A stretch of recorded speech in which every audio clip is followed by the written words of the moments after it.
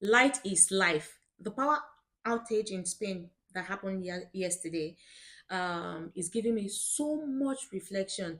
I see a lot of comments about this whole situation from my Nigerians saying, this is normal in Nigeria. Why is what's the noise about it? We're used to it. The government don't even care. We live in darkness for a long time. I understand it. I myself, I've been in darkness like countless times. So I'm used to being in darkness, but this wasn't even the situation yesterday. Like it was much more because the country, everything is in, like is connected to electricity. Like everything runs the system, everything runs on electricity. So when it happened at first, I thought it was just in my house. I went down, I went to check, and then I found out that it was in my area. And then later I found out that it's not just in my area, it's happening in the outage is in the entire country. I was like like people started to panic, and then I learned that there is panic, like people started to buy things in some stores and stuff like that because they didn't know how long this was going to take. The worst of it is that there was no internet connection. Okay, one can manage with that, but then direct call, like call, you cannot place a call, you cannot receive call. In case of emergency, anything bad happens, you cannot call. I was in the house alone, by myself because my son was in his daycare, and my husband just left the country. Like he just traveled out of the country. He was panicking because he got to know what was happening. He was trying to reach me, he could not reach me. I could not reach him to ask, I could not ask, like.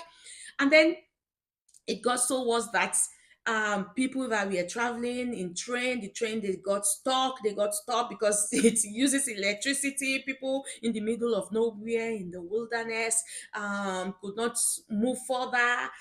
Shops could not, shops and businesses, offices, they could not close their shops because most of the things, the entrance, the elevators, the door, they work on electronic system, electricity. Even when you go to the store, you cannot even buy.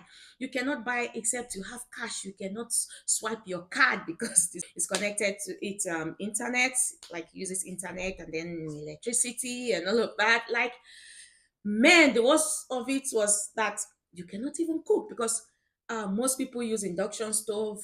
In fact, even if it's not induction stove, they use electricity to cook. Just few persons use gas, and who else uses other forms of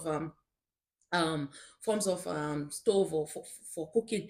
It was so chaotic yesterday. Like you cannot even prepare meal except you have gas. You understand? You cannot prepare meal. You cannot eat. So that alone throws the panic to a very high level. And man, so we're just hoping that okay, the lights will come up soon. It will come up soon, but then it never was happening. And the worst of it was that there was no way you can know anything. No TV because there's no light, there's no internet, there's nothing. People started to look for radios, learned about people who were trapped in the elevators. Imagine you being trapped in the elevator for hours, and then people in the hospital, people on life support. Like, I cannot even stop thinking about the medical sector, like what really happened, like for example, people in operation room that we are ongoing operation at the time the power went out, people on life support, like everything shut down. Everything shut down. It was just like you are in prison. Like there's nothing you can do. You are just there. You are just hoping. You don't know how long. So you can only just get information with the radio. And if you do not have a radio, what do you do? So people go into their cars, turn on the radio and just listen. And then we got to know that it's not just in Spain, in Portugal, in France, and some other parts of Europe were slightly hit, but then Spain and Portugal were the highest. I was like, what's happening? It's like the world was coming to an end, and then we thought it's cyber attack, or I don't know, different thoughts were coming for me. I thought Putin was actually coming. I thought it was a way to just shut everyone out so they can just come. I was so scared. I ran to the school. I ran to my son's school. I went to pick him.